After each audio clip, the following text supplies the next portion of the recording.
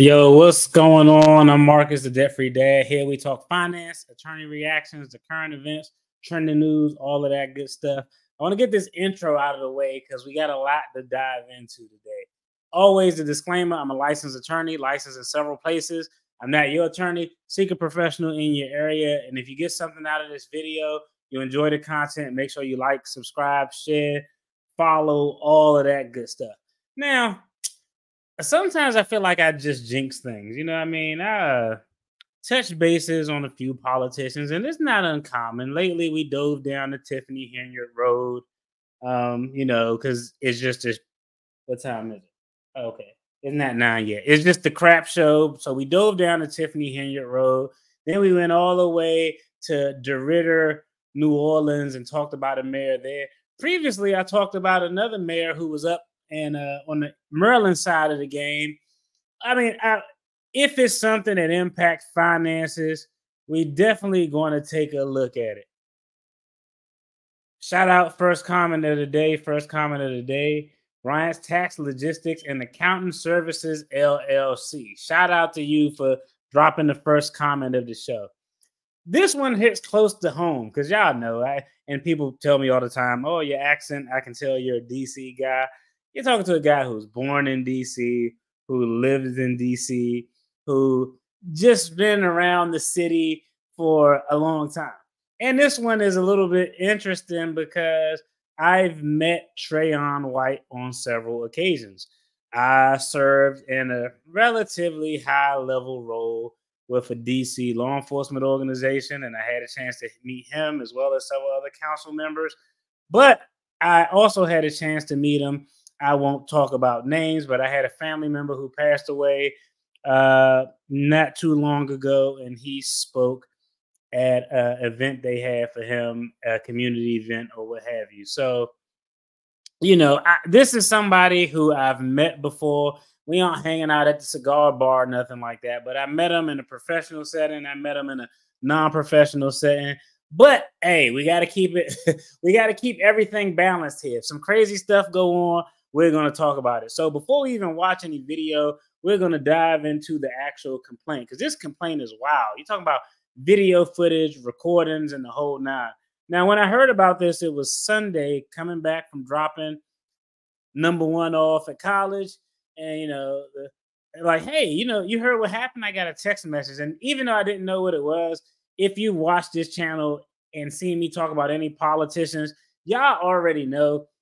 I always say, if you want to find fraud in government, go look at the contracts. It's all about contracts and kickbacks. If somebody hired me and said, hey, we want you to do an independent audit of our city government to see how it's functioning, the first thing I'm going to look at is the contracts because that's where all the money is.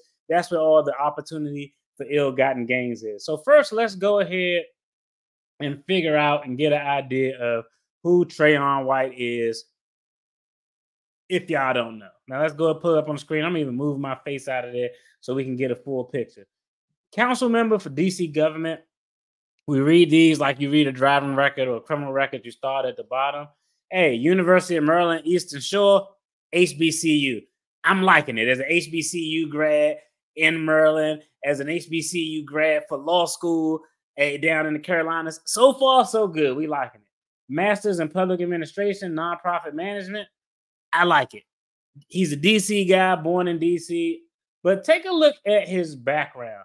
It's very, very community service heavy. And let's just keep it honest. This is the type of background you want to see people who represent your city, your town's interests. You want people who are from the community, who have a vested interest in what goes on here.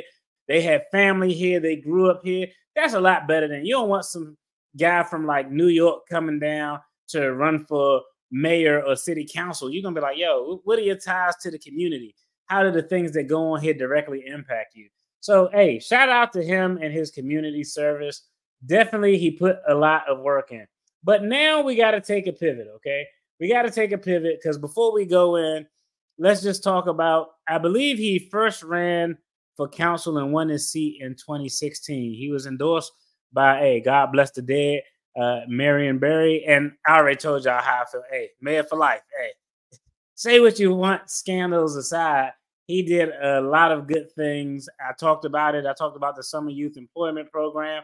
I talked about the programs he had in the city that had the Midnight League hoops going on. So I can remember growing up, nobody being out in the streets because we was all in like rec centers hooping at like 1, 2 in the morning. It was, I mean, he just did a lot of things, thought outside of the box and how to do things. So Trayon White was endorsed by Marion Barry. He first won his council seat, I believe, in 2016. So he served 2 terms as Ward 8 council member in Southeast DC. He just won a primary contest against 2 other Democrats. And in DC, if you're a Democrat and you win the primary, there's a 99.99999% chance you're going to win the primary. There's no Republican who's going to win anything in DC, not anytime soon, okay? So now let's go ahead and pull up this complaint. Now, this complaint is like, it's not even a criminal complaint. What we're reading is the affidavit, essentially the sworn statements of the investigative officer who conducted the investigation into this, because we got to get a background. Like I said, there's video, audio, a little bit of PPP fraud, some snitching. This is actually an interesting thing to read. 75 pages. We're not going to go through it too slow. We're going to jump around to the pertinent facts, but we definitely are going to get into facts. And if it's not too late, we'll check out on the back end some of the time. So let me go ahead and cue up this affidavit so we can make sure we got everything going on. Now I'm gonna go ahead, post this affidavit on the screen. Let me go ahead and throw my face up here. I know nobody gonna be reading with me, but I'm gonna go ahead and throw it up here. Y'all let me know in the comments if you want me to make it larger or not. But essentially, this is the affidavit in support of the criminal complaint and the arrest warrant filed by the investigative officer, Matthew Gano, being duly sworn, hereby deposed, and states as follows. Typically, he's going to talk about what the charges are, his background, all of that stuff. We will, let's read a little bit of it. It's not too bad. It's not too bad. But just so y'all, you got to lay the foundation before you set an affidavit. We need to know who you are, why are we here, what you're doing, what is your experience and expertise. This affidavit is submitted in support of criminal complaint charging Trayon White Sr. with bribery in violation of 18 U.S.C. 201B2. As described further below, I respectfully submit that there is probable cause to believe that White committed bribery in violation of the statute by agreeing to accept and accepting items of value in return for 1, being influenced in the performance of official acts, 2, being influenced or committed or aid in committing or to collude in or allow any fraud or make opportunity for the commission of any fraud on the United States, and 3, being induced to do or omit to do any act in violation of his official duties. Based on the probable cause established in this affidavit, I request that the court issue an arrest warrant for White pursuant to federal rules, criminal procedure, blah, blah, blah. Now I'm going to dive a little bit into his experience because the court want to know, who are you, dude? Who are you? I know, man. Shout out to my brother Wolverine. Hey, they don't play that Republican stuff, man, but we got to be equal opportunity, man. If they fucking up in Dalton, we got to talk about what's going on in DC. Allegedly, this is a complaint, so I'm gonna throw allegedly in there. All right, Mr. Gano, Matthew Gano. I'm a special agent with the FBI Washington Field Office. I've been in this position since December of 2017. During that time, I investigated corruption involving local and federal officials, fraud against the government, bribery, threat to life cases, and violations of civil rights committed under color of law as part of the FBI Washington Field Office Public Corruption and Civil Rights Program. If y'all not new to the channel, I told y'all more than once, it's fraud and public corruption. If it's fraud, they love a high dollar amount over there at the U.S. Attorney's Office. But if it's a public corruption case, if you're an elected official or appointed official, I don't give a damn if it's $5. They are coming for your ass, okay? I have prepared and assisted in the preparation of search warrant applications and other legal processes. Additionally, during the course of these and other investigations, I have conducted and participated in physical and electronic surveillance. Okay, he's just laying the foundation like, yo, you giving us this affidavit, you got to have some experience. We don't want some guy who just got out of the federal law enforcement officer's course who may not know what the hell they're doing. I've become familiar with the efforts of persons involved in criminal activity to avoid detection by law enforcement. During my time as a special agent, I have been involved in numerous investigations. As a federal agent, I'm authorized to investigate violations of federal law, blah, blah, blah. Now we're going to slow down. All right, statement of facts establishing probable cause against Trayon White Sr. Now, I'm going to take a quick pause here. I think everybody knows what probable cause is, but probable cause is what you need to have an arrest, to have a search warrant issued, unless it's like extended circumstances, like the cop walked past your house, and you got like 10 pounds of blow sitting on the table with the blinds open or something like that. But typically, probable cause is what you need to move forward with a lot of things in the criminal process. White is a resident of D.C. and serves as council member representing Ward 8. I do have some questions about that because I looked at the status of Ward 8 and how they was going. I'm not a Ward 8 resident, but here's some interesting stats there. On the Council of District of Columbia, White is the chairperson of the Committee on Recreation, Libraries, and Youth Affairs, which oversees several agencies, including the D.C. Department of Youth Rehabilitation Services, DYRS, moving forward. Now, these departments are interesting because these are the root of what's going on with the contracts and the kickback. White is a public official. White acts on behalf of District of Columbia in an official function, Violence Intervention Initiative. DYRS is responsible for the supervision, custody, and care of young people charged with a delinquent act in the District of Columbia who are detained while awaiting adjudication or who are committed to DYRS by a D.C. Superior Court judge following the adjudication. The agency provides comprehensive support services to committed youth in secure facilities as well as within the community. Now, a little bit before I go on here, programs like these are important programs. Having good police efforts and police who are a part of the community is a part of it.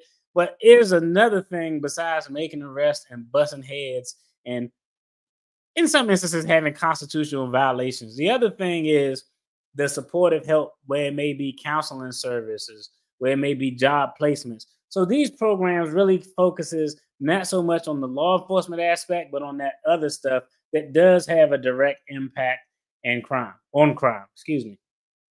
All right. Since starting in 2016, DYRS has contracted with neighborhood-based organizations through its Credible Messenger initiative to serve youth and families in neighborhoods most impacted by crime and incarceration.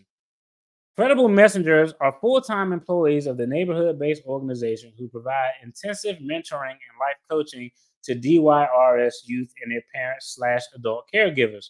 The Credible Messenger program includes daily intensive support through evening group therapy sessions, support cycles, crisis intervention, and 24-hour responsiveness. Credible Messengers also serves as mediators and peace brokers in their own communities and throughout the district. Y'all let me know in the comments. Does that sound like a good program or not? Again, I think it's a good program. Sometimes in order to get change, you have to be the iron fist and the velvet glove. If you want to, that's a bad analogy for law enforcement. But if you want to identify law enforcement as the iron fist, these programs are the velvet glove. Like, yo, let's put some services in place to try to get to some of these things that may be the root to people doing crime, such as poverty, such as drug addiction, such as mental health problems. So far, so good on the programs. The Office of Neighborhood Safety and Engagement, ONSE, ONSE is a DC government agency created to address violence in the District of Columbia and assist families dealing with the grief and trauma caused by such violence. All right, and this is pertinent because y'all got to know the names and what these programs are doing because they're going to refer to them throughout before we get into how this bro got allegedly identified. No, this is a fact. It's not allegedly identified on camera in what appears to be his personal vehicle. Jesus Christ. All right, in 2008, ONSE launched a violence intervention initiative and collaborative community engagement strategy designed to support district residents in reducing gun-related violence in their communities. They contracted and partnered with community organizations to build partnerships within the community. Blah, blah, blah. Okay, here are the focal points. building positive relationships with priority community members and developing partnerships with community organizations to implement violence intervention strategies, serving as mentors to high-risk individuals, identifying community and interpersonal conflicts with the potential to escalate violence, and four supporting the facilitation of ceasefires and mediations, five, responding to critical incidents to conduct information gathering, rumor control, and de-escalation. This is interesting. It's like the y'all probably not remember this, but it's like the what do you used to call them? They was like it was like some dudes back in the day who used to like wear berets and they was like kind of fighting crime on their own. I can't remember. Was they called? I was about to say Charlie's Angels. They was called something. I can't think of what it's called. If anybody know, drop it in the chat. But this is kind of a similar program. All right. I want to go through. I want to see what we got going on. Okay. We can skip that next part and we'll look a little bit ahead. Relevant persons and entities. Confidential Human Sources, CHS-1, operated several businesses that contracted with the District of Columbia or received subcontracts from businesses who contracted with the District of Columbia.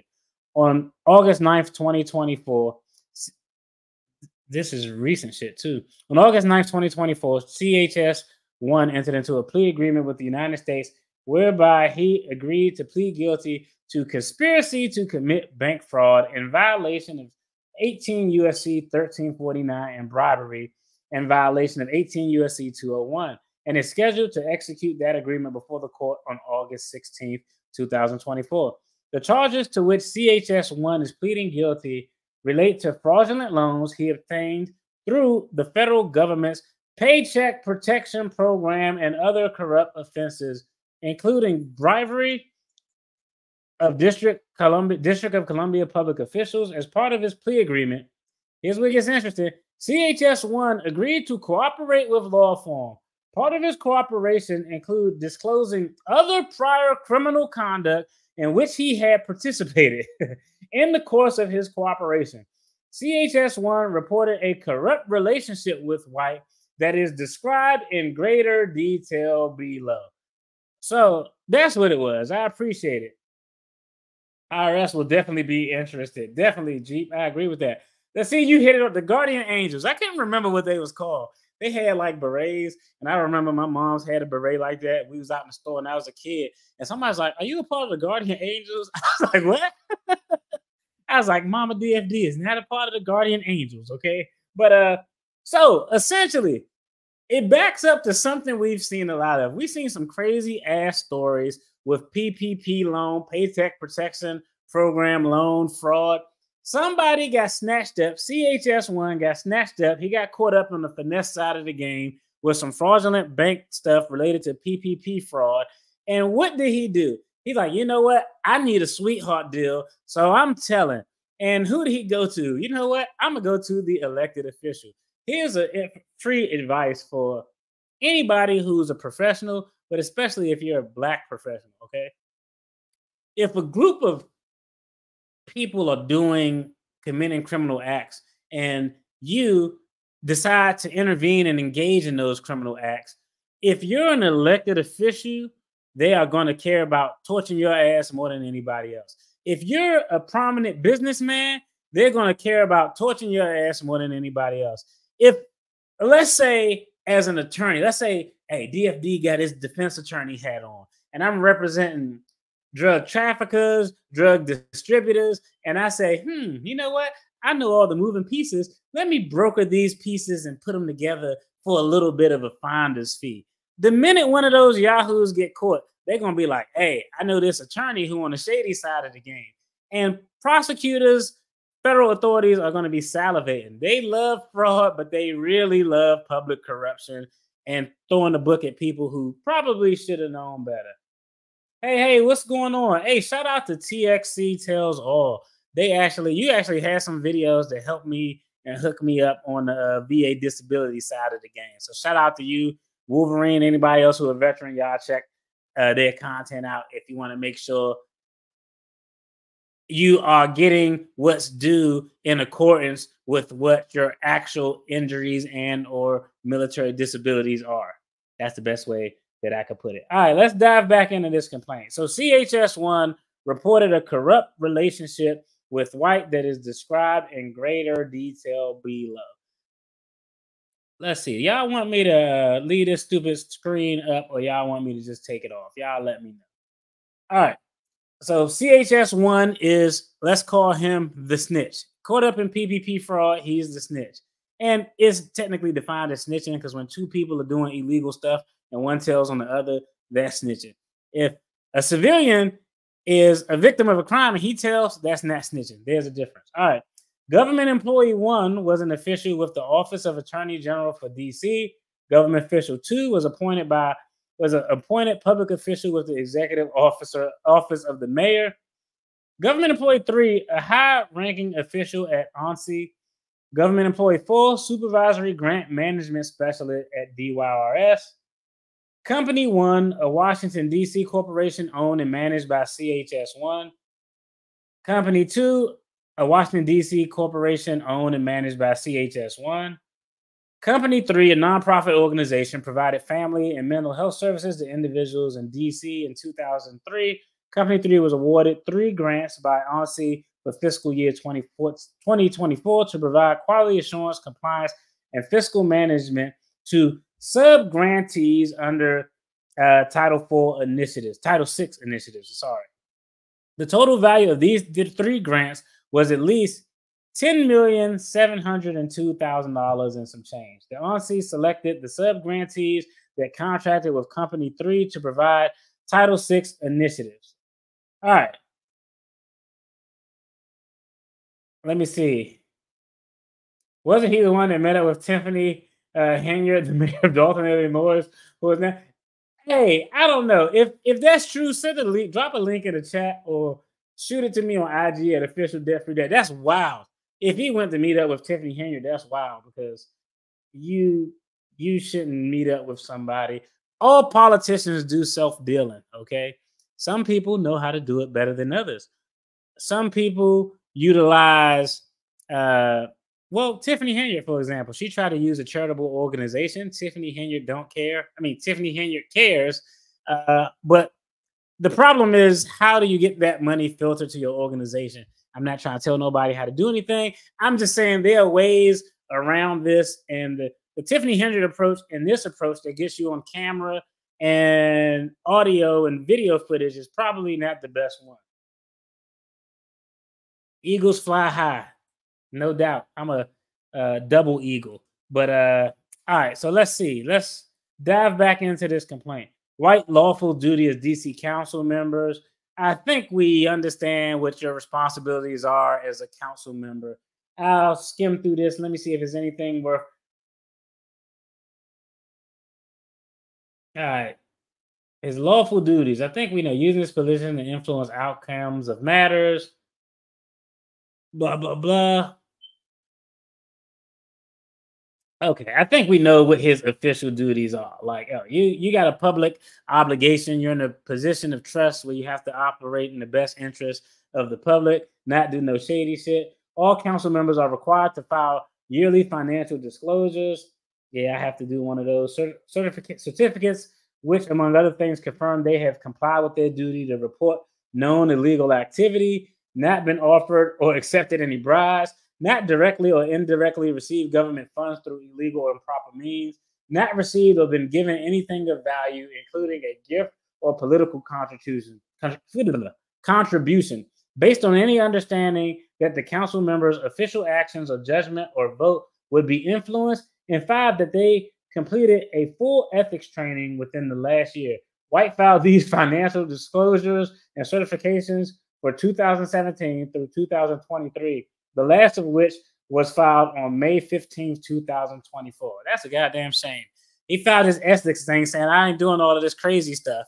These are just allegations, just a complaint. But he filed his paperwork, said, I'm not doing any of this shady stuff. Then a few months later, he get arrested for shady stuff.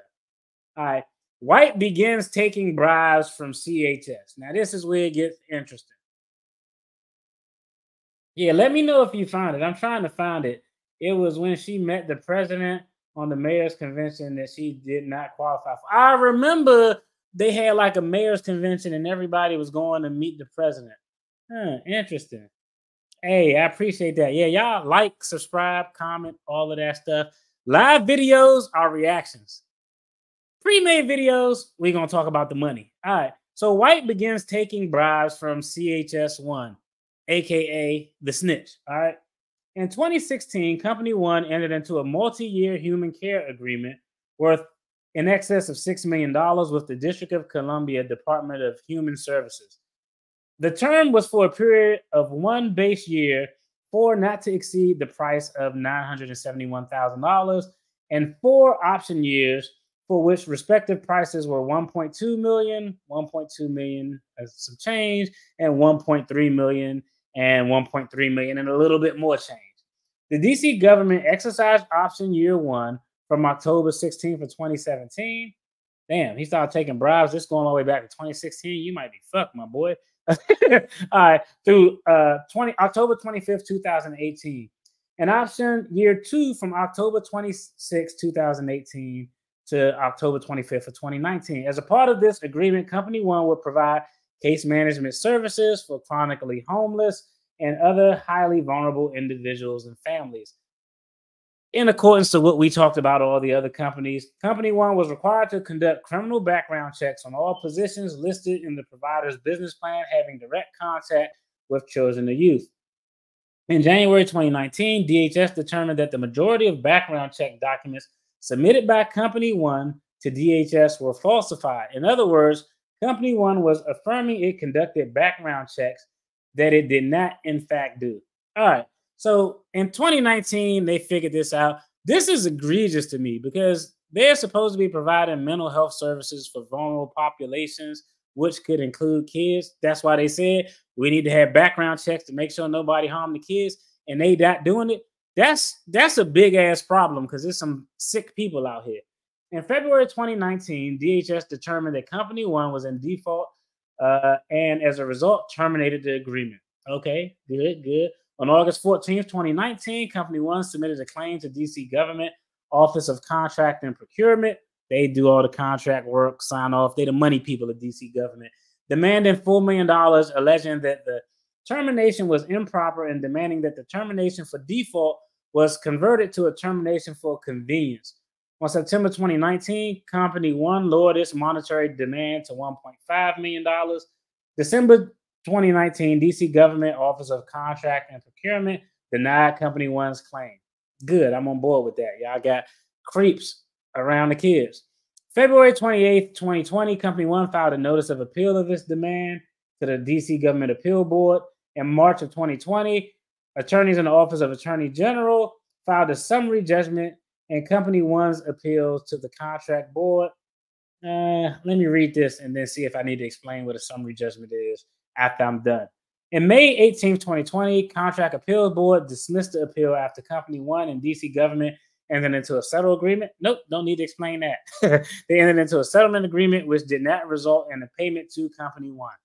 Absolutely great settlement agreement. According to CHS1, the snitch, during this time period, White agreed to accept and accepted a $20,000 bribe payment from CHS1 in return for using his official position as a council member to help CHS1 resolve this contract dispute.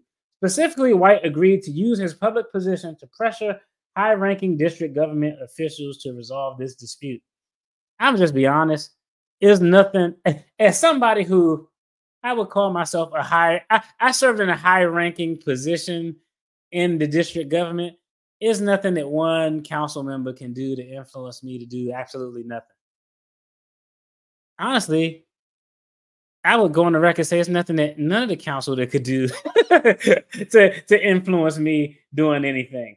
But now when we're getting and talking into the bribes, we're talking into the money. I want to make sure y'all have an understanding because I did a video when we talked about Tiffany Henyard's top cop and his bankruptcy and why he's trying to finesse all of this money. And generally, your income, your credit, your fiscal responsibility or the lack thereof can make you susceptible to getting bribes. It can make you susceptible to falling for money schemes because you're either broke as hell or you're greedy as hell. So just for the record, it appears that Trayon White, his salary was $154,000 a year as a council member in DC. So first bribe was $20,000. On July 17th of 2024, prior to the payment to White, we discussed and surreptitiously recorded a meeting with CHS1 in a way that means they discussed, and at the same time, they recorded a meeting with Snitch in a way that suggests White was not able to resolve the contract dispute in in the Snitch's favor. I'm not doing all that. Specifically, White referenced his attempt to coerce government employee 1 to resolve company 1's contract dispute. Now, I believe government employee 1 was an employee at the Office of Attorney General, if I'm not mistaken. We'll backtrack on that just to confirm, okay? So he attempted to influence employee 1 to resolve company 1's contract dispute because company 1 was trying to get some money from the district.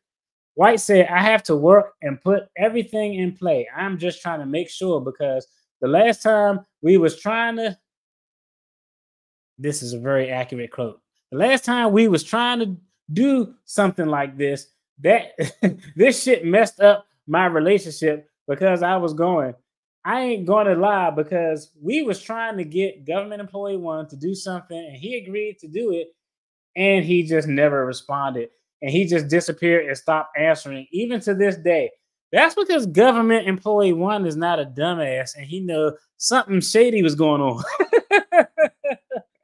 But here they are trying to get government employee 1 to, get on the finesse side of the game, and government employee 1 essentially just ghosted him.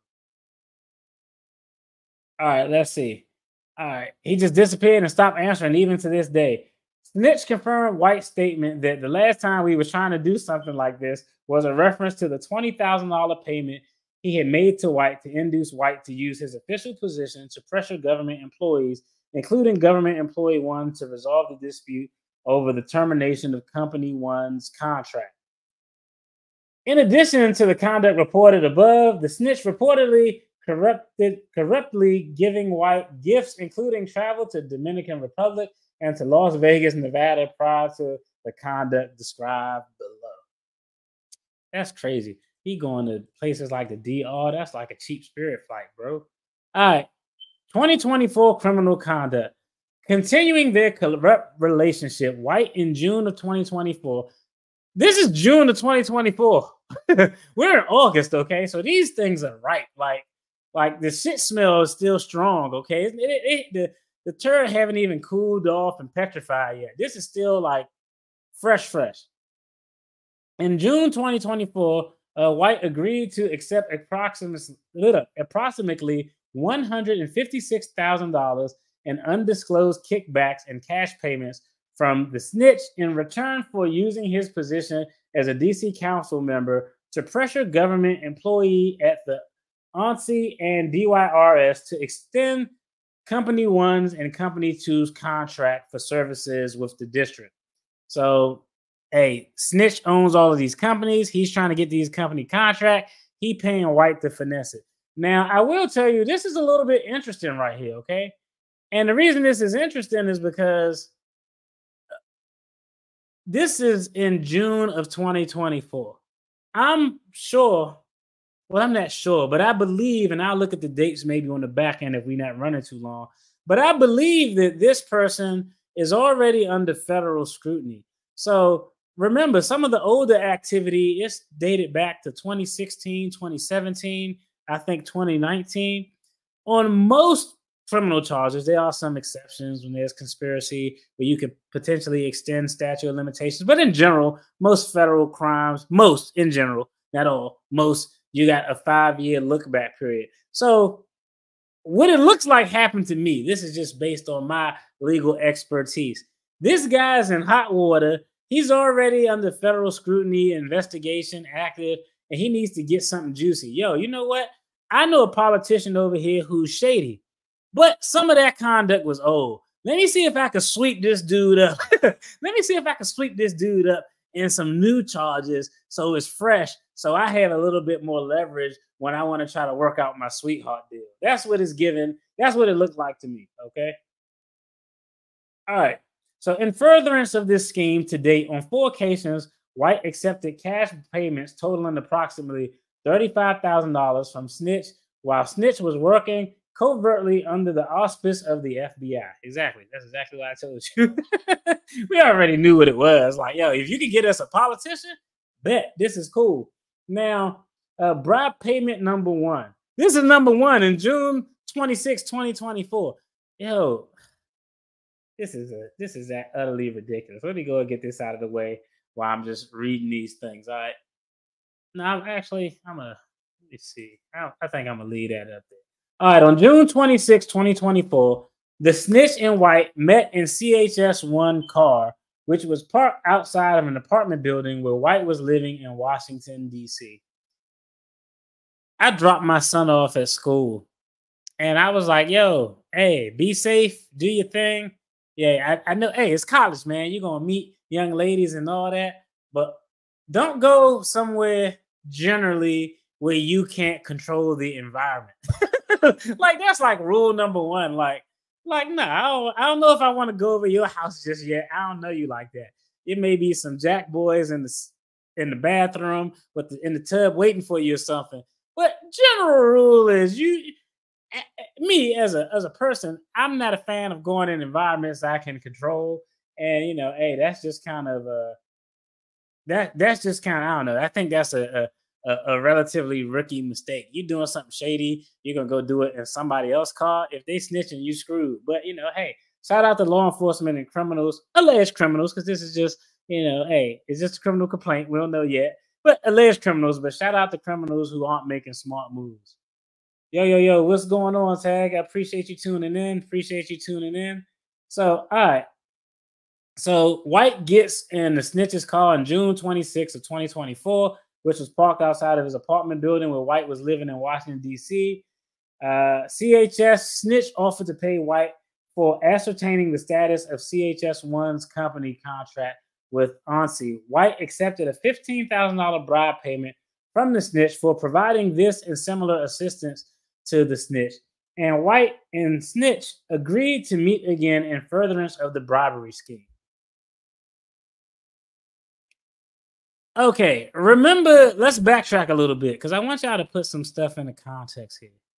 Okay, White, previously with a previous contract, White received $20,000, allegedly, but I think we got video footage, but that's neither here nor there. But in a previous contract prior to 2024, White received $20,000 because he thought he could manipulate and influence a settlement that would have got CHS, the Snitch, and his company some money from their failed breach contract with the district government. That didn't go through. So this guy paid White $20,000 to get something done that he didn't get done. Now, he comes back in 2024 to White again. That would be like if I was a hitman and you paid me to take out a target and I went and got on some water tower and shot at this guy from 100 yards away and I missed completely. And I was like, my bad, bro, I missed. And you came back 3 years later and was like, yo, DFD, I got a hit I want you to do. That shit immediately, to me, it raised red flags. I would be like, oh, you want to hire me again, considering I failed the first time? So White essentially got $20,000 and didn't even hold his end up of the alleged bribe that he took to finesse the district into giving him a favorable settlement. It didn't go through. The guy was out $20,000. He comes back to him with $15,000 for something else. If somebody can, in any normal situation, if I hire a guy to fix my car and I pay him money and he don't fix my car, why the hell will I go back to him again? Sometimes, shout out to dumb criminals, though.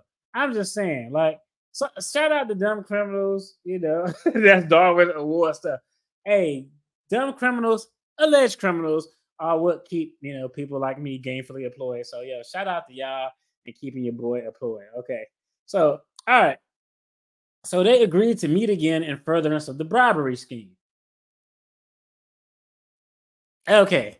This is when you got a jacked up affidavit. I ain't gonna say, I would say probably 75% of affidavits for arrest warrants and criminal complaints don't have, like, when you got photos and quoted text and an informant and a snitch, Like you kind of up shit's creek with no paddle. But here he is. He got on this little seersucker suit. You know, hey, it's White in Snitch's car. During the meeting, Snitch and White discussed the Title VI contract with Company One that had with ANSI, and CHS reminded White that his companies had a large contract with the district. And the snitch asked White to ascertain whether those contracts would be renewed. Snitch then told White that he had $15,000 for him and gave White an envelope containing $15,000 in cash. Initially, White stated, "What you need me to do, man? I don't want to feel like you got to give me something or get something. We better than that." But White put the envelope containing the money into his jacket pocket.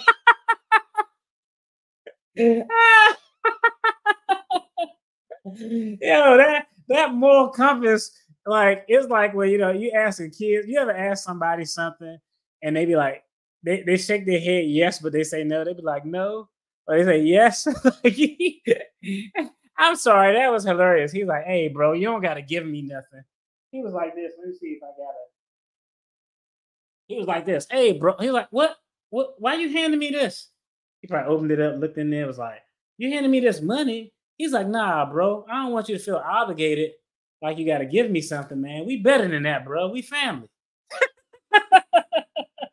That's kind of wild, man. That's kind of wild. I used to think criminals were smarter back in our Gen X days, but no, they just didn't have the internet or DNA test. I agree. It took a little bit longer because they didn't have that. They didn't have that technology evidence. That technology evidence slapped different. And that camera, like, I'm looking at this. I'm looking at this footage. Let me see real quick. That jumped probably like in dude tie clip or something. Because Trayon White is a short guy. Like, I'm 6 feet tall. He like maybe 5'7", 5'8". He a small dude. He might not be small. He might not even be five. But he a small dude.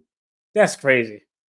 All right. So let's get back to this complaint. So he's sitting up in the car. Oh man, I skipped to man, that's a wild suit.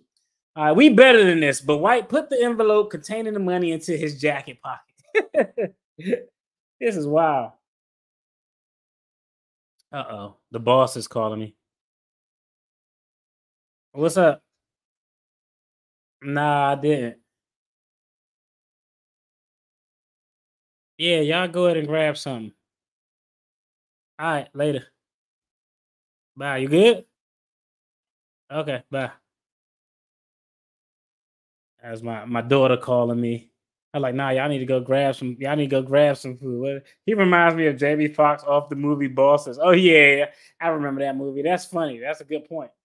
All right, so let's see where we was at. All right, we was right here. He stuck the envelope in his jacket pocket. White putting the envelope with $15,000 into his jacket pocket right here. Snitch and White then discussed the specific tasks that Snitch wanted White to perform, including White meeting with government employee 2 to get an idea of what is going to happen with the contracts.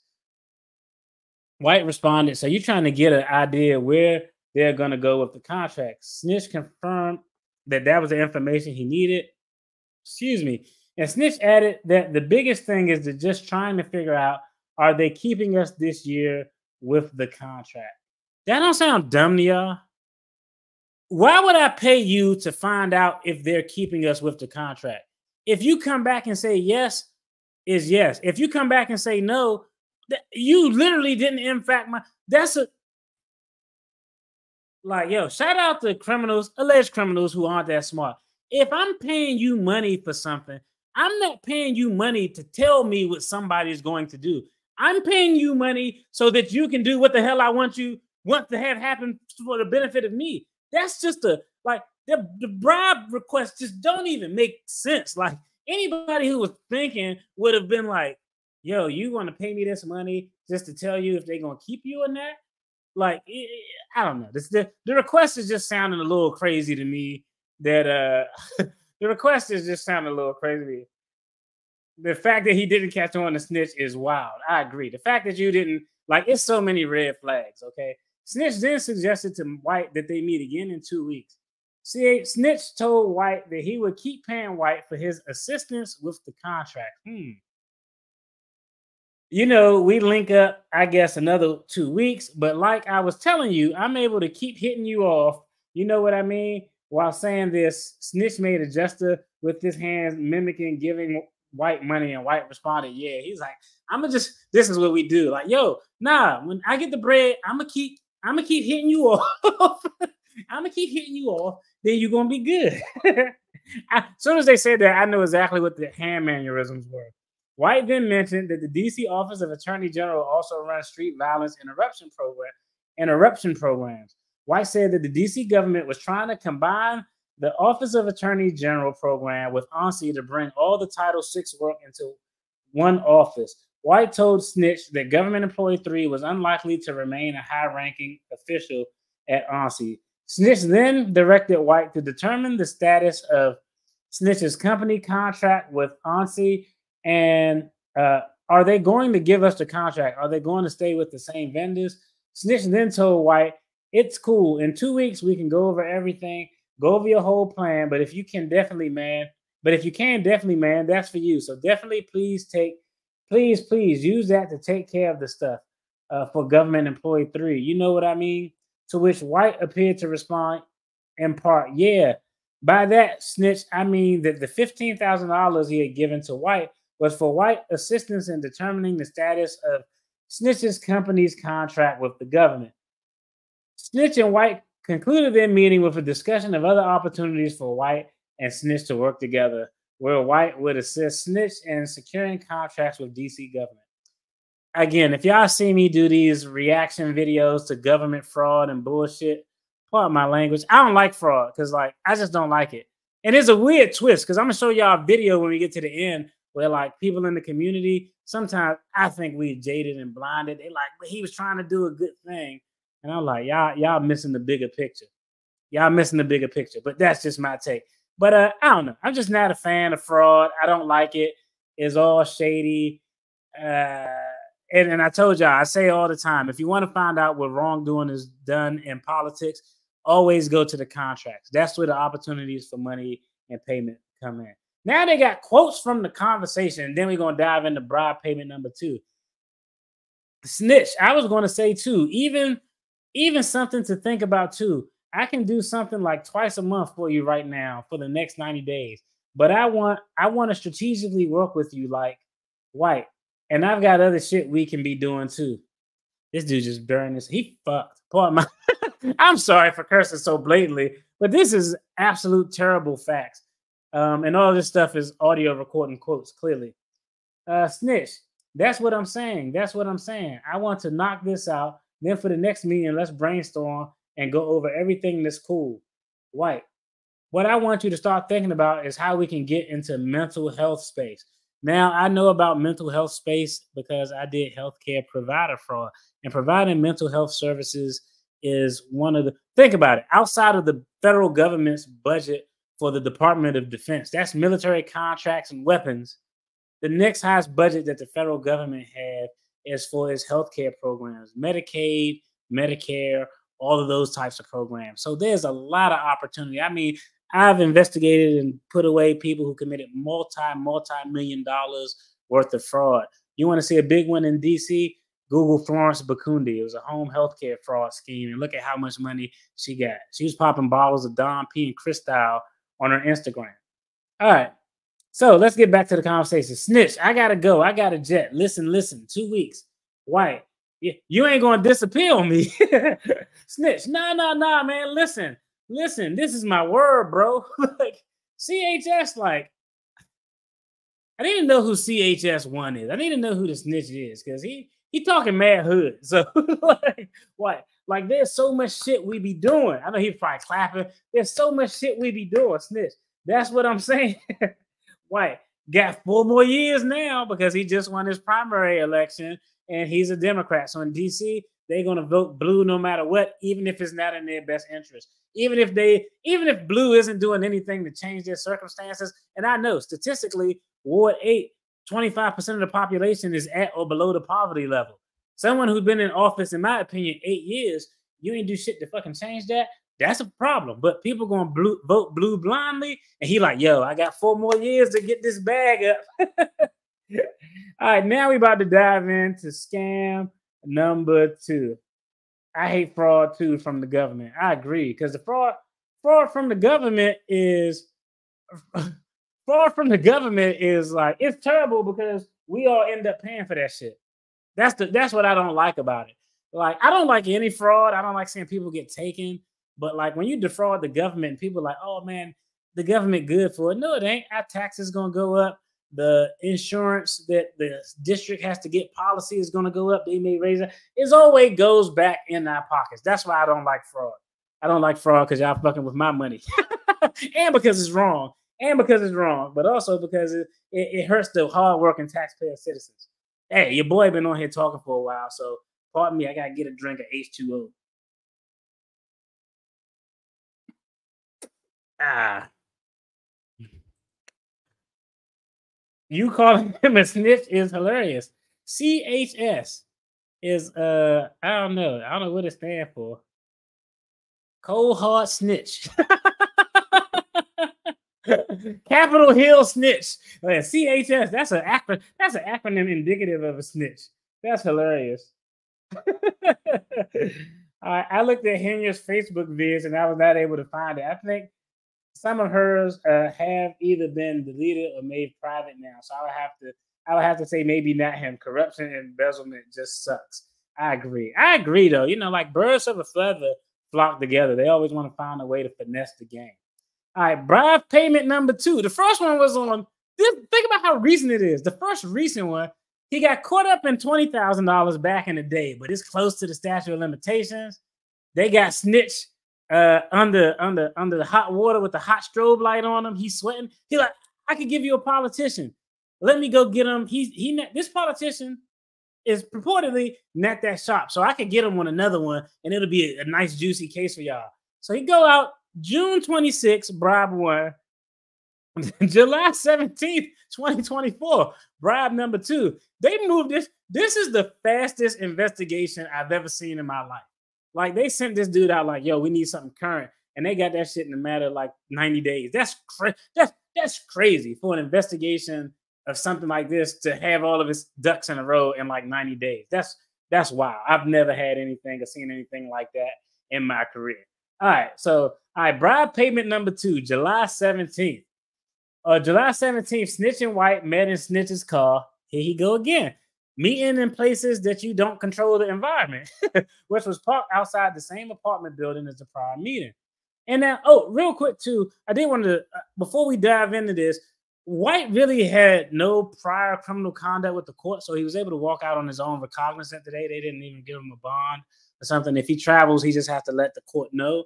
But he did have 2 things that were weird. One was sometime in 2016 or 2017, he made a statement on social media like how Jews controlled the weather. And, you know, you say something about the Jews, just ask Kanye. Even no matter how wild it is, he said they control the weather, and the media was all over his ass. And then he had another thing, and it's funny because I actually saw this on a video. I need to find that guy's channel. If I can find it before I get off, I'm gonna give him a shout out. There's another guy, he's mad hood, he was mad DC, just talking like, yo, young, and nah, Mo. It was mad cool though, because he was giving out the facts. But he said that Trayon, in fact, did do this and is known in the community. I'm gonna say no because an investigation says no, but purportedly there was a hit and run involving Trayon's car, and there was some discrepancy and a subsequent investigation into if he was the driver or if someone else was the driver. According to this guy's YouTube video, of course, they're like he was the driver, but law enforcement found out he wasn't the driver. It was somebody else. But those are really the only 2 things he had. But I will tell you, if you're taking bribe payments, we know he took one for $20,000 back in maybe 2018, 2019. So Cat's probably been taking that stuff for years. When you get caught, It's very rare that people get caught their first time. Like the first time you steal a cookie out of cookie jar, you probably won't get caught. But that 15th time, you're going to get smacked on the hand. All right. So they met. Here you go again, meeting in Snitch's car. During the meeting, White updated Snitch on his efforts to secure grants from D.C. government for Snitch's company. White and Snitch discussed Snitch's portfolio of contracts with the government, and they agreed that White would receive a 3% kickback on each contract. I will tell you that's the first smart thing he did this entire allegedly. This is the first smart thing that he did. This person got multi-million-dollar contracts and you getting $15,000. Like, no, if you're gonna risk going for jail, yeah, go big or go home. My father said, "Don't do anything half-ass," and he was half-assing it. So now I will give him credit where credit is due. This is something that's actually coming off as relatively smart. Don't give me no cheap ass money. I want a percentage of the contract. After I brought up the government, they gonna demonetize this video. Nah, that's the DC government. They ain't gonna give a shit. They gonna be like, yeah, DC government is trash. Congress need to come down and take it over. I don't think they gonna care. That's funny that I'm glitching though. Once I brought it up. All right. So White, hey, I'm not condoning criminal activity, but if you're gonna risk going to jail, you want to risk more than a cheap ass trip on Spirit to DR. I'm assuming he flew Spirit, a cheap ass trip to DR and $15,000 here and there. So now he asked for 3% of the contracts. We saw those previous contracts. The total contract value was something like $5.8 million. So you're talking about 3% of $5.8 million. Now we're talking about some money where if he got away with it, which he clearly didn't, he probably could have made some real moves happen, okay? 3 White ways the other opportunities they should pursue. Additionally, White indicated that he needed money accordingly. Accordingly, Snitch left to retrieve $5,000. Snitch then returned and gave White $5,000. That's the guiltiest looking face. like, bro, you on your phone. You could ask for it in Bitcoin, Dogecoin, Shiba Inu, Pisscoin, Scamcoin. You could have put it in a cold wallet and snap. It was so many other things you can do, but hey, again, shout out to all the alleged criminals out there who make my employment, easy. Okay, but this is him looking at. I don't know. He need to have an app on his phone to see if any audio video equipment in his car. White updated Snitch on his efforts to pressure ONSI and DYRS to extend their grants to Company 1 and Company 2, which Snitch owned. Snitch offered White agreed to accept a kickback of 3% for each grant's value in exchange for White's assistance in this regard. All right. This is crazy. White reported that he had followed up with government employee 2, but that he and she was not very helpful. He is like the wrong person to pay too, because so far he ain't get shit done. This dude just paying money and he ain't getting no return on his investment. All right, to circumvent government employee 2, White said that he had contacted 2 DYRS employees who oversee. So he fucked, because they're gonna go out and interview all those employees, and those employees are gonna be like, "Yeah, he contacted me. He called." Then they're gonna pull up them phone records. He contacted 2 employees who oversaw DYRS grants. So what I did was, that's the sound of somebody who don't know what they're doing. So what I did was connected with 2 of the people that's over top of giving out grants. One of them now, this where I am now. I don't know all of them personal yet. White then stated he was in contact with government employee 4 and that he was scheduled to meet with her later that day. I've been talking to government employee number 4 all week, just kind of building relationship, just trying to feel him or her out. This dude is cold calling people to join a criminal conspiracy. What the fuck? Like, this is like, yo, let me look at a government directory. Who working on grants? Oh, Jacarius Johnson is working on grants. Yo, Jacarius, this is me, Trayon White. That's kind of wild. Like, generally, if you want to do criminal activity, you want to build up a relationship, not cold call, then fill them out for a week. Yo, you down with some finessing and criminal activity? That's like absolutely the craziest thing I heard ever in my life. That's batshit crazy. All right. So he been talking to government employee 4, trying to smooth over the relationship, and I got a follow-up conversation with them today. So what I'm doing is I'm circumventing the head, government employee 2, and dealing with the relationships on the ground. You know what I'm saying? That's my Trayon White voice. You know what I'm saying? Because I don't know government employee 2 that well to really have just his hand back and forth. Like we talk. Snitch produced a ledger depicted below, listing all of Company 1's and Company 2 grant from district government agencies, the total value of each grant, and White's corresponding 3% cut. This is hilarious. So $1.7 million contract, 1.3, another $1.7 million contract, and it shows what his cut is. Like, this is just like when people get set up for crimes, a lot of times law enforcement knows a setup because the evidence is just too easy. Like, you go into a crime scene and like, damn, this dude drawers is over here, the gun is here, the blood splatter is here. Like, everything is just all in one place, and evidence never works out like that. So this is giving setup vibes, hard as hell. Okay. All right. Snitch and White discussed the individual contracts. Snitch, what I was thinking with you, if you're up to seal this up, yeah, or I will give you 141,000 looking on paper, okay, which is 3%. White nods his head in the front. So 3% of 5-1, I mean 3% of 1.7 is 5-1. White, okay. Snitch, 3% of 1.3 is 39. White, now question all of these, the ONSI office. Snitch, this is through ONSI that it says blah, blah, blah. They talking in Ebonics and broken English and shit. Tomorrow, looking who I'm meeting up with tomorrow. Snitch, government 3 employee tomorrow. So I have, so I be lining everything up. Snitch, makes sense. White, you know what I'm saying? Because I ain't going to miss the mark. What I'm trying to do is cross all sectors. I got to find government employees' full number, though. She did call me. You trying to solicit people to engage in a federal crime, and you don't even got their damn phone number, and you cold call them. This crazy as fuck. White then pointed out that government employee 3 was the interim high-ranking official, and that government employee 3 did not know if he or she was going to be made a permanent high-ranking official at ONSI. White said, that's why I want to go talk with him or her and tell them I can be supportive if this now, and blah, blah, blah, blah, blah. I don't know how much I can be supportive if this don't happen. I'm just being real. Snitch understood Snitch understood that White's this. Oh my God, what's wrong with these dudes? They talking mad hood. This is driving me crazy. Renewal of the company contract. White explained that part of the reason for setting up the in-person meeting at ONSI was because I really want to walk around there to see who worked there.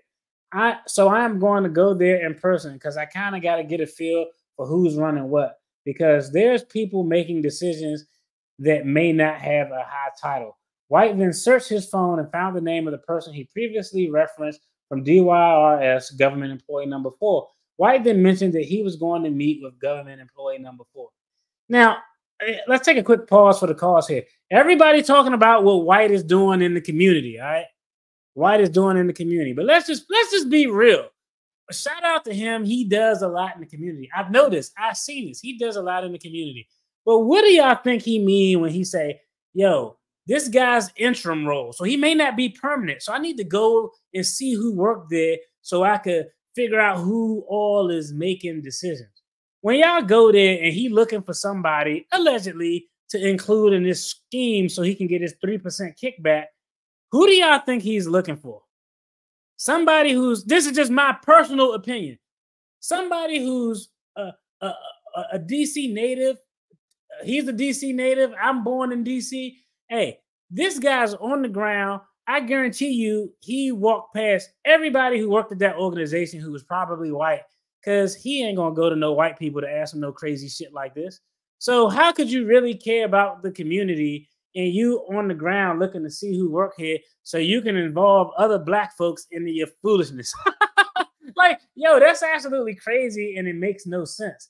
But people are going to still vote for him because they think that he did this because he was trying to help out and, you know, help the community to stop violence. But it looks like to me he was trying to help himself.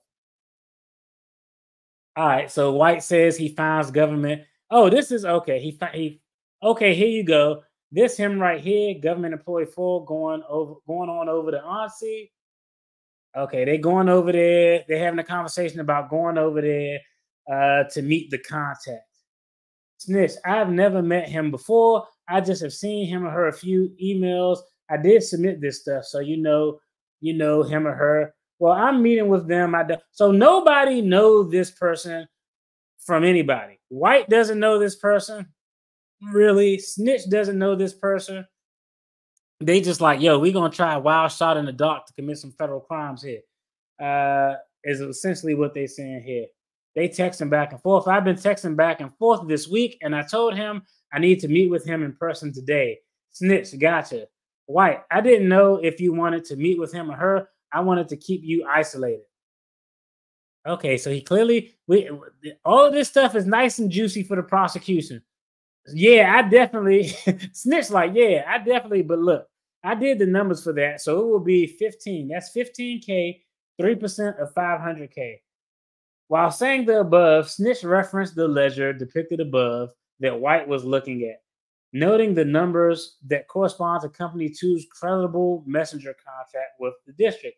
Later in the conversation, Snitch agreed to reference the ledger listing the contract. Are all of these amounts agreeable to you? White gave me, yeah, you gave me. I mean, we good. We can worry about the money later. The issue is stay on mission. Make sure we still can keep everything afloat. Cause Snitch. But if you need anything, I can meet you back in an hour.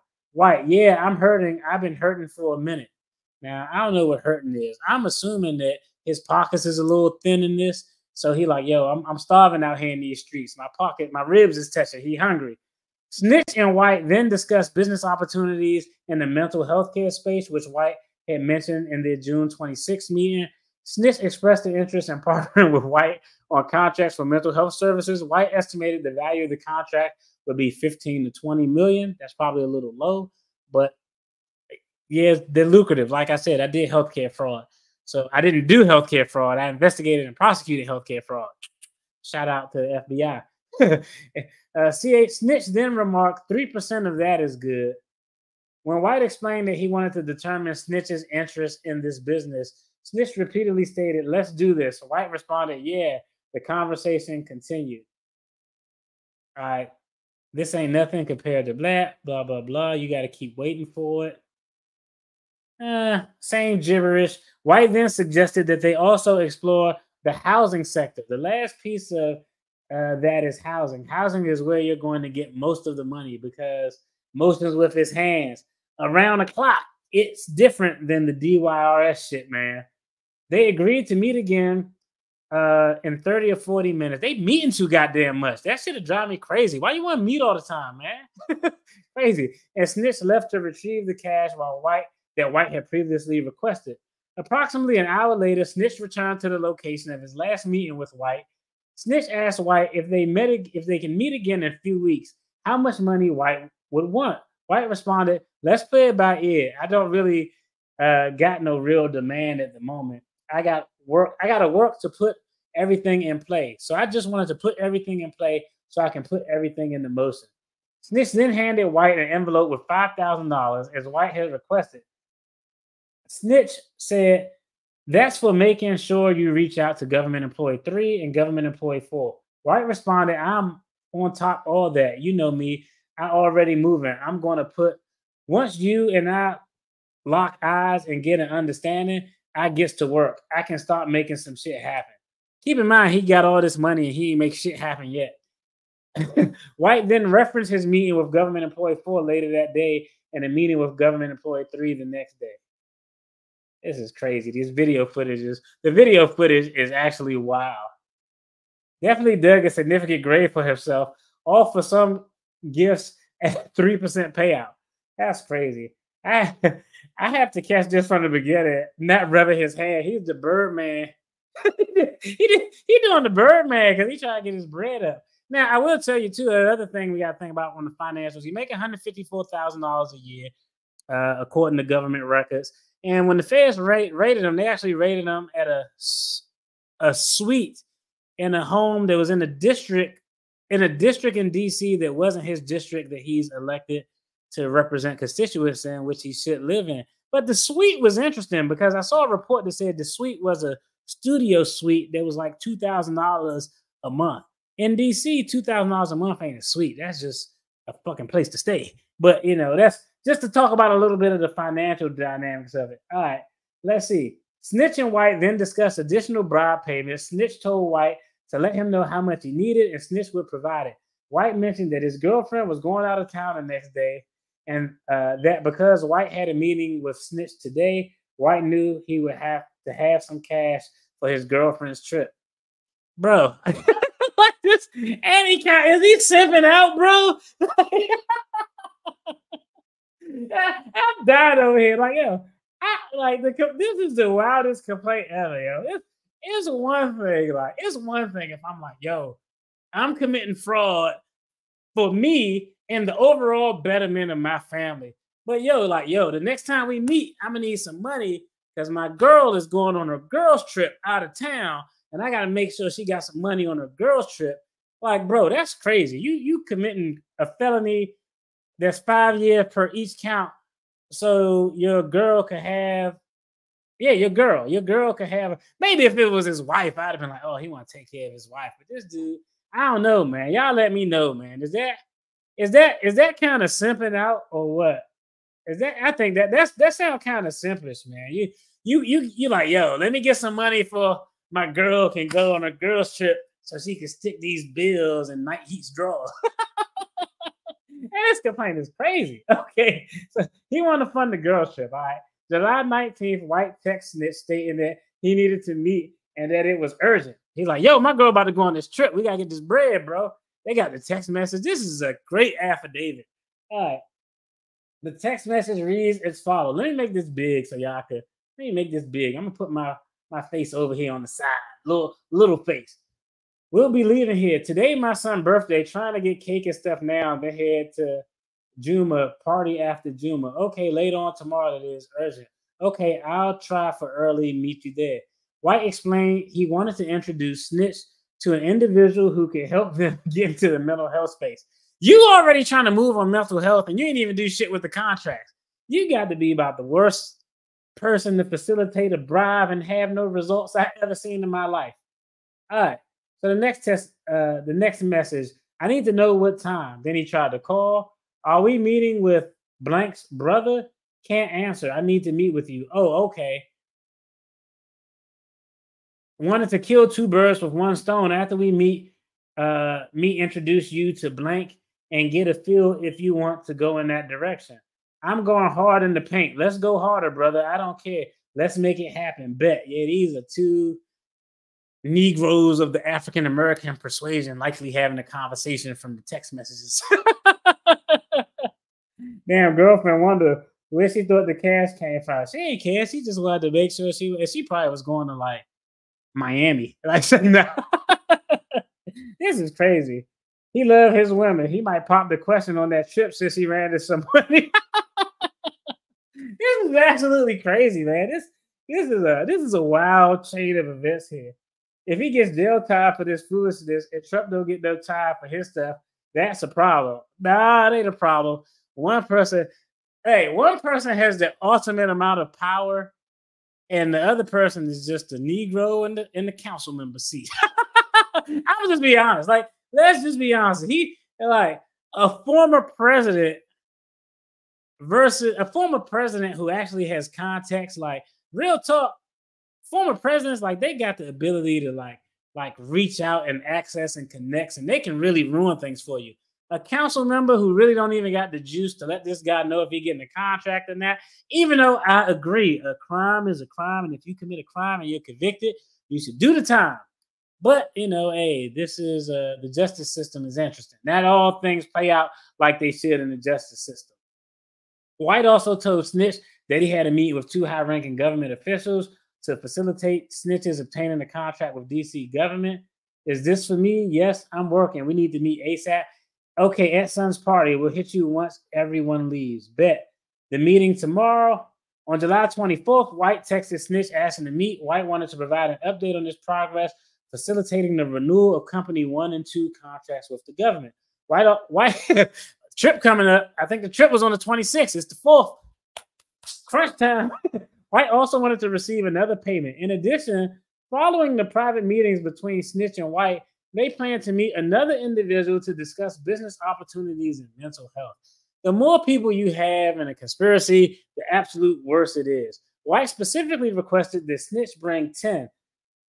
Snitch understood that this was a request by White for $10,000. When Snitch responded that he can only give White 5, White responded, please do 10. I have to keep my word. He had to keep his word to his girl, bruh. Oh man, this is awesome. This is he gotta keep his word. I don't know if he gotta keep his word with paying the employees or if he gotta keep his word with his girl or something like that. I don't know, but this is he gotta keep his word to who we don't know yet. All right. All right, this is just text messages where they talk about the meeting. He's still begging for 10. Can you bring 10? Can you bring 10? Like last time, my bad, cool. We met the first night. Can you bring 10? Yes. I need to ask something as well. I need clarity on as well. Nothing deep. I can do 5 tomorrow. Then another bank be tripping. All good. You can set it up with blank whenever. Please do 10. I have to keep my word.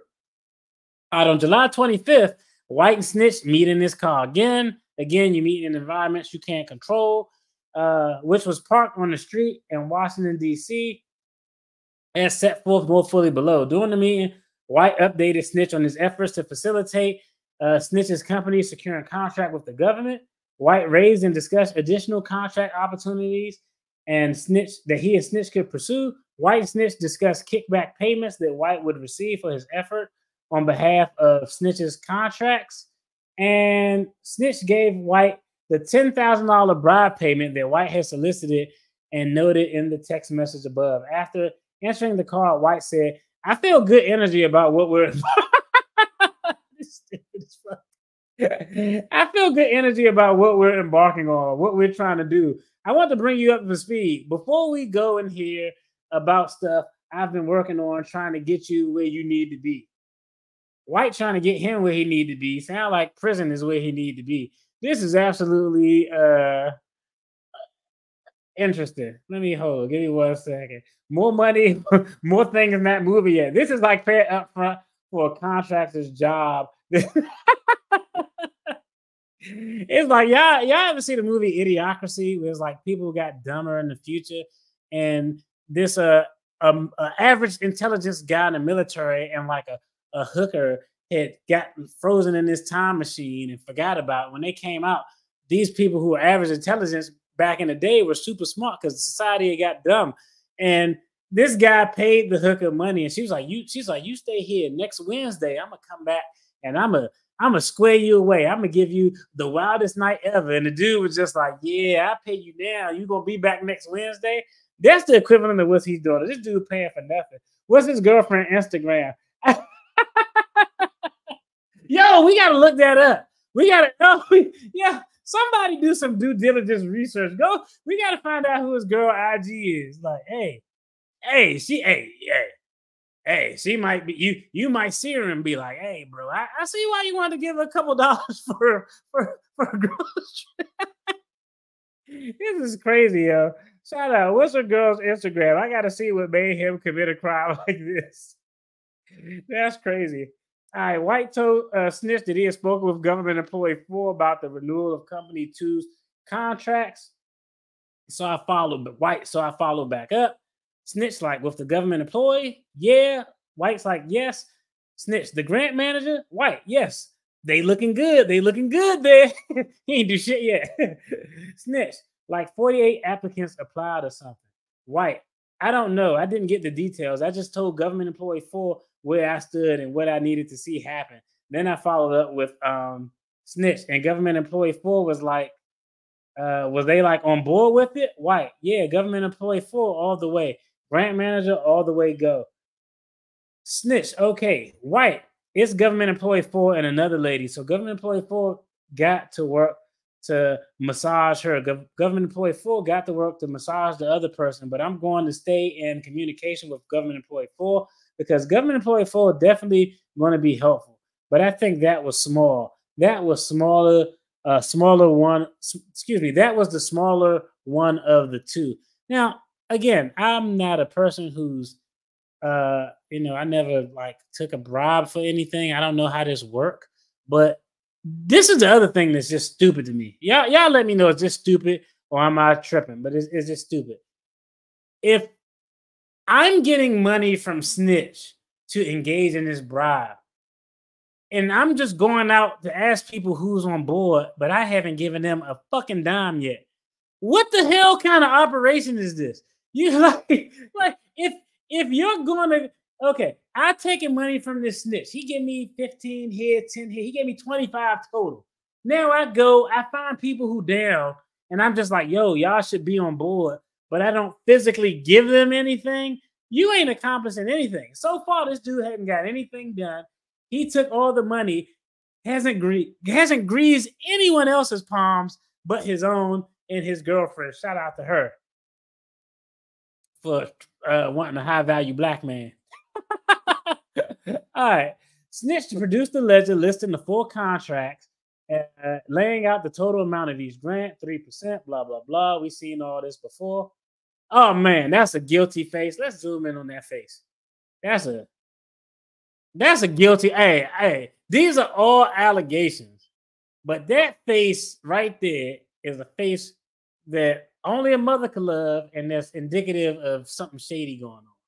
It's actually terrible, too, because, like I said, I met this guy on several occasions, and it's not the first time I met someone who was alleged to have been in criminal conduct, or I met people who were actual stone cold murderers as clients, and they actually are very personable people, and he's a very personable person. Snitch and White then discussed 3 contracts. All right, we're going to scroll through these contracts we're going to scroll through the back and forth.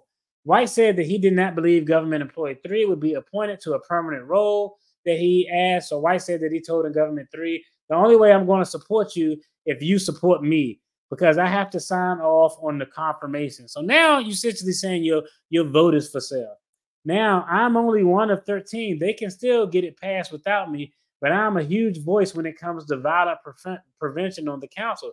Just because who I am, the work I've been doing, the use of government employee 3's job as leverage has been mentioned by White during his prior meetings with Snitch on July 17th, when Snitch gave White a $5,000 payment. White then said, "We in a good place with the ONC, but I want to make sure that we cross the finish line and get what we want to get with this." White added, "I think that I got to massage it a little bit more. I got an inside person that I'm working with on." At this point, Snitch handed White an envelope containing $10,000 he had previously requested. Look at him. He expressly putting that joint in his pocket too. As White accepted the payment, Snitch stated, "You definitely going to keep it going, right?" White responded, Yeah. I have a long-term strategy I'm working on, but I want..." This dude is like what's the council member who was on The Wire? Clay Davis. He's like a terrible version of Clay Davis. What I'm trying to get from them is the inside people. That's who I'm working with. I got one person. It's the lady. She doesn't want me to say her name, but I'm working with her, and I think that's going to help us get further beyond this. I got some other stuff going. White concluded the meeting saying, "I think that as far as the stuff we got going on now is cool, but we got to start thinking about other stuff." This is the most goddamn bribe payment number 4, August 9th. This shit is recent as fuck. August 9th. We almost at the end. Then we're going to watch one video on this nonsense and laugh at this shit. Bribe payment number 4, August 9th. On August 24th, August 2nd, 2022, Snitch texted White to get an update on White's progress, securing contract renewals for both companies. Waiting on one call, heard it was this week, pushing Wednesday, so I'm hoping it's before Thursday. There's a copy of the thing. On August 8th, 2024, Snitch texted White to set up a meeting to get an update on the status of the contract renewals.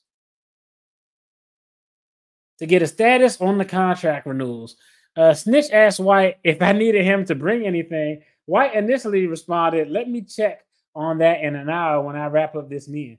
White later texted, "Nothing is needed unless you're feeling generous, LOL. Snitch responded, "I'm definitely feeling generous if we got a project 1 and 2 on lock tomorrow. Project 1 and Project 2 were references to Snitch's contract with the government. White responded, I haven't seen anything in writing, but from what I'm being told, you should be good on both. Snitch responded, if you knock it out the park, I got you. What sounds to you, and this is just the text message we just went through. On August 9th, White responded, can you do half? Again, he went half. He understood that White was asking for $5,000. Snitch previously paid $10,000. Later that morning, approximately 10:30 a.m., White met Snitch in his car, parked outside. Same goddamn shit. This dude just don't learn. All right. Contract with the government. Snitch gave White a $5,000 bribe payment that White had solicited, and they discussed their next meeting.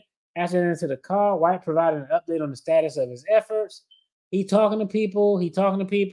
I'm skipping this because this motherfucker talking and ain't shit happening. White, I got great weight when it comes to violence to work on that council. The use of government employees' 3 job as leverage was mentioned by White during his prior meeting with Snitch. Snitch then handed White an envelope containing half what he requested was $5,000, and he gave cash to White. Snitch stated that the payment was because I know you've been handling your business. White responded, yeah. This dude just keep getting money and ain't do shit. Snitch then confirmed that he had just listed people who White had promised to pressure, but I just went down to list everybody. White then stated, yeah, man, I'm going to do mine. This is another one. We about to wrap it up. Snitch and White then discussed White's effort to use his position as council member to pressure employees and approve Company 2's contract for the Credible Manager program. All right, let me see if something pertinent in this last thing.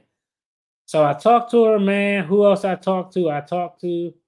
What's the guy girl's name? I can't remember all of these people's names. It was a guy girl at the blah, blah, blah. He didn't do shit. All right, I think we good. In conclusion, signed by the Office of Special Agent. Shout out to Special Agent. Is it Gano or Gano? Probably Gano. Based on the facts above, as well as the training and experience of other law enforcement agents with whom I have spoken and my own expertise, I respectfully submit there is probable cause to believe that White engaged in bribery in violation of Title blah, blah, blah. This attested to the application in accordance with the requirement this 16th day. So he was arrested yesterday on the 18th. They turned this in and it was sealed on the 16th. And we're going to look at one crazy video and then we're going yeah, man, this is Clay Davis was about his business though. Clay Davis, this dude is Clay Aiken. Clay Davis was about his business. This dude, I don't know so much. But let me pull up a video summary because there's one video where they're talking about if he can serve as city council. Right now, it looks like the city council is likely going to vote, or they're leaning towards some vote to see if they can get him off of the city council. Now, normally it takes more than allegations to do that, but that's the discussion because there's been prior council members who had allegations, and normally they like to wait till you eat an actual conviction. I'm gonna just be honest. I think I'm not I've only been doing this for almost 14 years, a little over 14 years, but that evidence is damning. And I'm gonna be honest, I don't know, unless you can wrap up another person higher than you in district government, you might be fucked, my boy. I'm gonna just be honest. But let me pull up this one last video because I want y'all to see there is a summary of what's going on. But I want y'all to see the reaction of people in the community. The reaction of people in the community. Let me see. Let me go search. Let me see who reacts.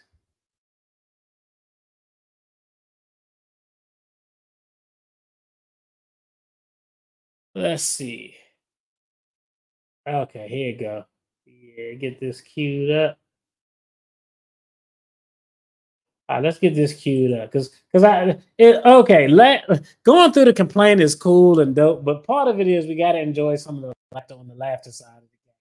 But we got to talk about the citizens. I told y'all I looked at the Ward 8 data points and, the 25% poverty level, crime, and that's in, pockets of DC. It's not indicative that the whole area is bad, but I haven't seen any substantive changes to support, having somebody there a lot 3 terms and ain't shit changing. But let me go ahead and pull this up. Let me add this video to the feed. I'll share that.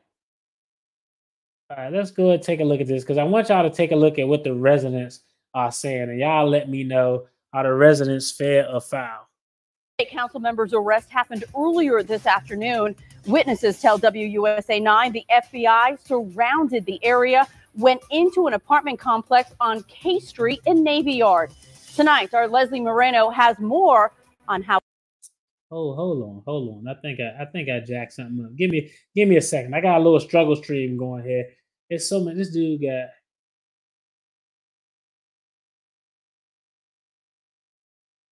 I'm trying to find.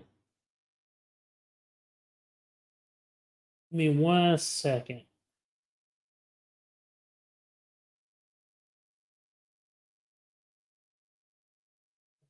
That's it. Okay. Is this it? Our crew was there as Ward 8. Let me see. Okay, all right. This it. My bad, y'all. I was struggle streaming, man. I had to get this video up. My bad. All right, let's go ahead and blow this up because I want y'all to see the residents' reaction. Ward 8 council member Trayon White left the D.C. federal court after being charged with bribery. Thank you for joining us this afternoon. I'm Simone D'Alba. Prosecutors allege White agreed to accept $156,000 in cash payments to pressure D.C. government employees to extend contracts for 2 companies to provide violence intervention services in the district.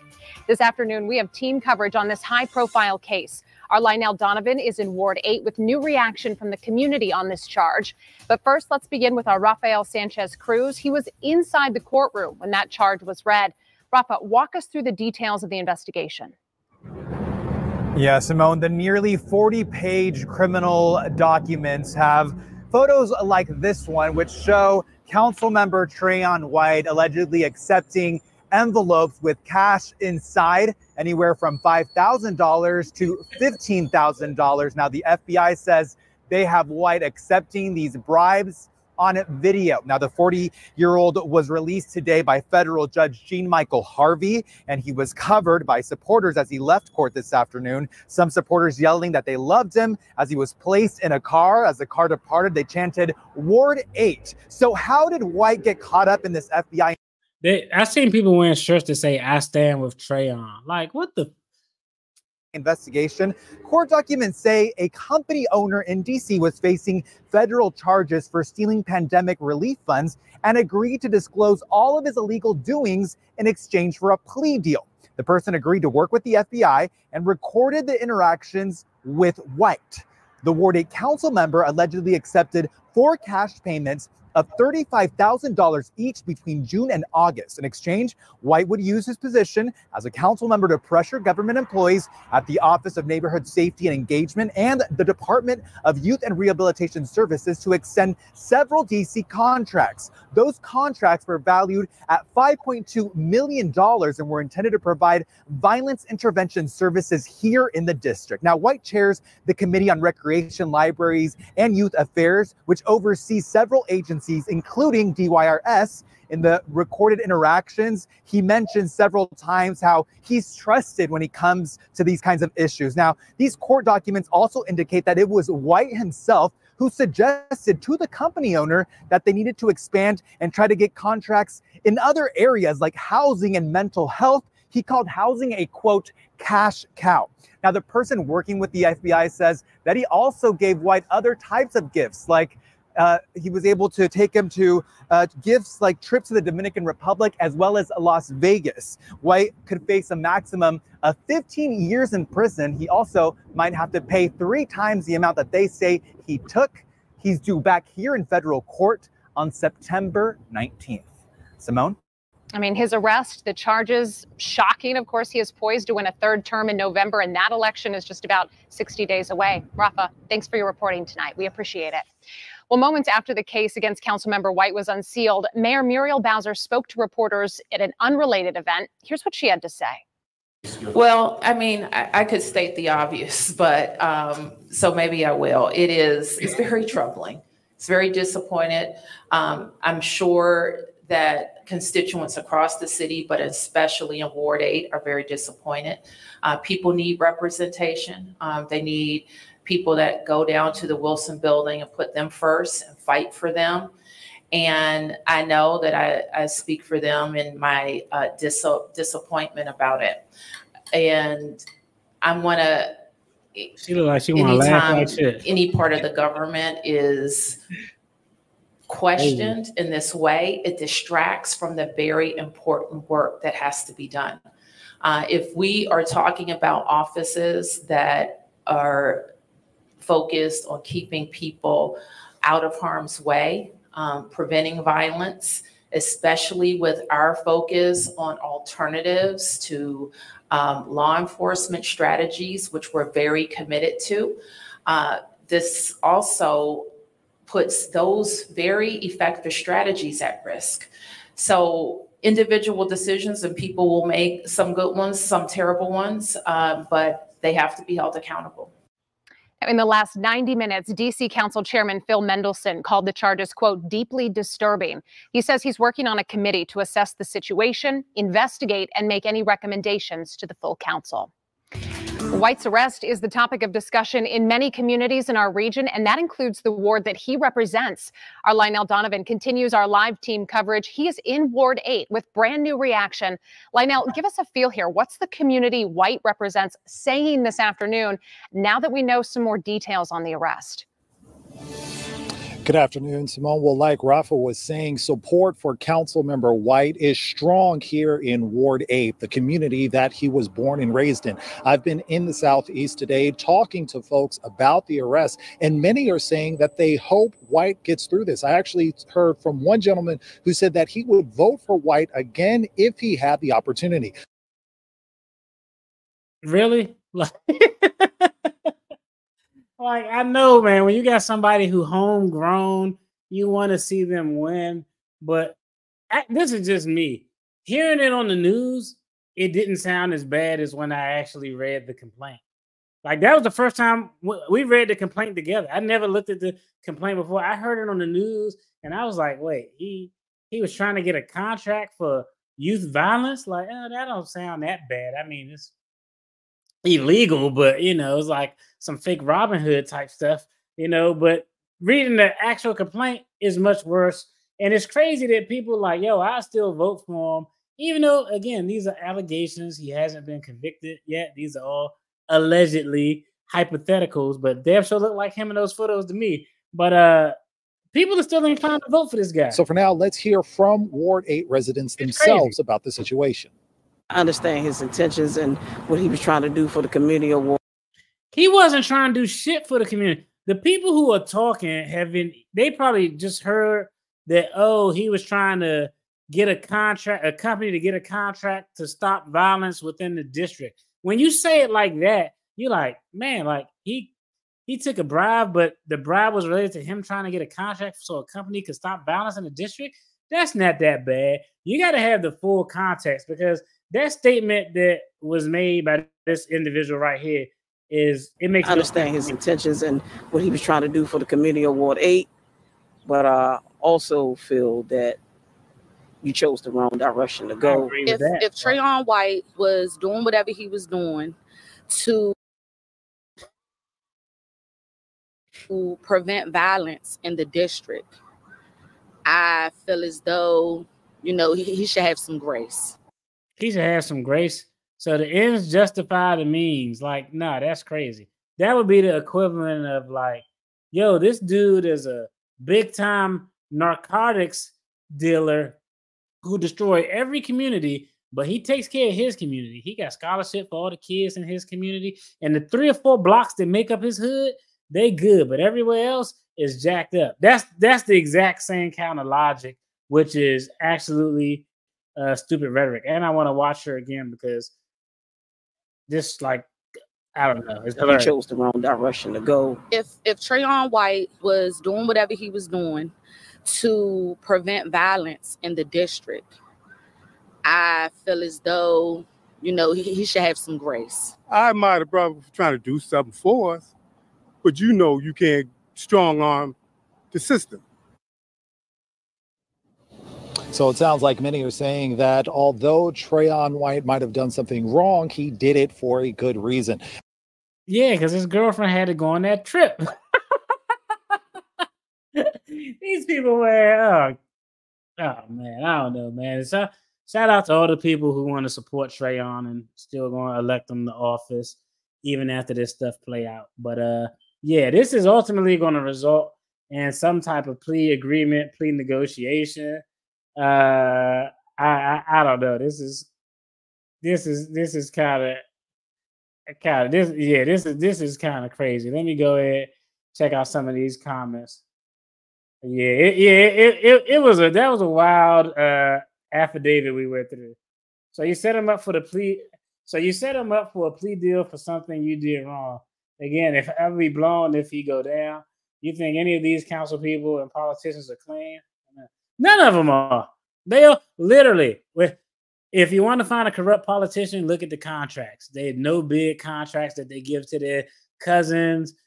The money, government money that they have, go to a program where their third uncle on their father's side. It happens all the time. The thing is, some people know how to play the game, and some people don't know how to play the game. There's no way you would have caught Clay Davis and somebody caught on camera. So, you know, it's just inexperience. Like, you get better at everything with experience. That includes crimes. That's just kind of what it is. It's wild. Sounds like a Trump supporter to me. Like, even if he is convicted, I'm still going to vote for him. I don't care. I ain't got nothing to do with anything. Yeah, didn't he take a cash bribe? Yeah, several cash bribes. And the funny thing is, he didn't get anything done.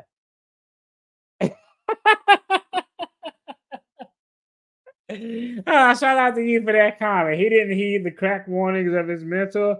It set me up. Oh, this is classic.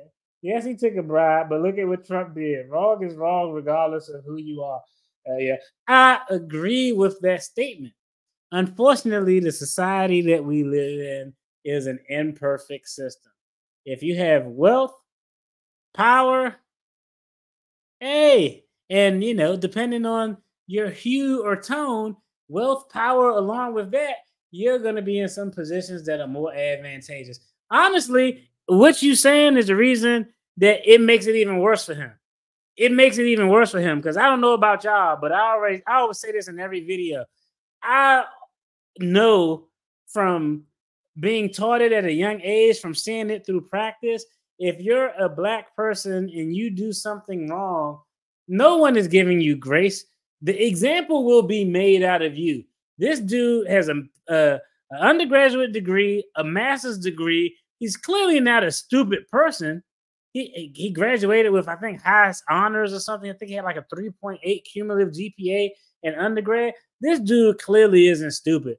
But you didn't have the wherewithal to know that, yo, if I cross this line, they're going to make an example out of me because of who I am, how I carry myself, where I'm from. Like, come on, bro. That's even more incentive for you to do the right thing. You don't have the leverage to mess up. I'm sorry. You just weren't born with that privilege. That's just not how it works. It's terrible, but it is what it is. I'm tired of these skin folk not thinking they'll be caught. I'm sick. I agree wholeheartedly. I don't think she understands the legality of it. Yeah, because I tell you, I literally reading that complaint with you all was the first time I read it. And when I heard it on TV, I was like, oh, he took a bribe, it's bad. But I didn't know the nuances and the facts and circumstances surrounding it. Once I went through that complaint, I was like, oh, yeah, this dude wasn't trying to help the community. He was trying to help himself. What Grace? I don't know. Grace Jones? Grace? I don't know. This is crazy. And the mofo's over in PG doing the same thing. It sickens me.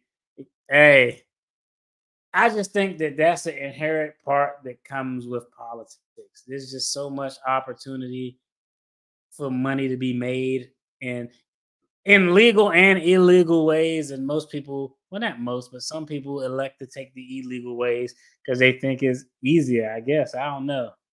Yeah. I'm sorry. He will be mayor for life despite his wrongdoings. He did nothing for the people in between him. Hey, I agree. I've seen plenty of mayors in DC in my day, and Marion Barry was actually probably the best mayor. I mean, I remember this district was operating at a surplus of budget. Like, crime rates were like, they weren't like super low, but he was the founder of the community involvement non-law enforcement approach to, you know, crime and mental health. I told y'all about the summer youth. He got a summer youth employment program where people can get summer jobs with the government from 17 to 24 as long as they're in school. Like, so there's a lot of people who got their first job and got careers and retired because this dude created a program that gave them an opportunity. Yeah. Mayor for life was a real deal. But Trayon can never fill those shoes no matter. Hey, oh, wow. That's hilarious. Shout out to you, though. I agree with that comment. Mayor for life was a real deal, but Trayon can never fill those shoes no matter how many charges he gets. I agree. There's a certain political savviness that Marion Barry had that, you know, whatever his faults were, they always seem to be overshadowed by his efforts. You know, I can really say that he did both things. Most times you see people who self-indulge and steal, but they do a lot of community involvement events, cookouts and stuff. He did a lot of community involvement, but he also implemented programs that are still in place today that have a significant impact. So I'm definitely gonna give him props for that. But yo, I can't be biased if I'm gonna talk about Tiffany Henyard in Dalton and the crazy mayor down there in DeRidder, Louisiana. I gotta talk about. I feel terrible too because it's like, man, this is my hometown, man. But you know, hey, DC, sorry, I had to bring y'all. It was y'all chance to get on the witness stand for cross-examination. If it's some fugazi stuff going on out there, we definitely have to talk about it. Yo, that's it for this video. I tried to keep it short, but that was a long-ass complaint to get through it. And I'm sorry, I just couldn't stop laughing. Yo, if y'all watching on the replay side of the gang, make sure you tap in, subscribe, like, comment. Check out the video on the screen. There's more content related to finance and attorney reactions. And I think the next live I'm going to do, Wells Fargo has an interesting lawsuit. They always got an interesting lawsuit. But it looked like it's a lawsuit where they specifically trying to take advantage of the brother man. You know, so we may have to talk about that because Wells Fargo allegedly look like they may be up to some shenanigans again. Let me see. I'm with you. I feel sick, absolutely sick when I hit and crave across my feed. FBI, God, yeah, I knew exactly what it was. When it was just the FBI, I was like contract fraud and money issues. I already knew exactly what it was. If it would have been like HHS or Homeland Security, DEA, it's something. But if it's just the FBI, damn, that shit started in June. All the new stuff started in June, July. Here we are in August, and this dude already arrested. That's crazy work. Hey, shout out to law enforcement and shout out to criminals for keeping people employed. Yo, I appreciate y'all. That's it for this video. Hey, y'all have a safe one. Be blessed. I'll holler at y'all later. Peace.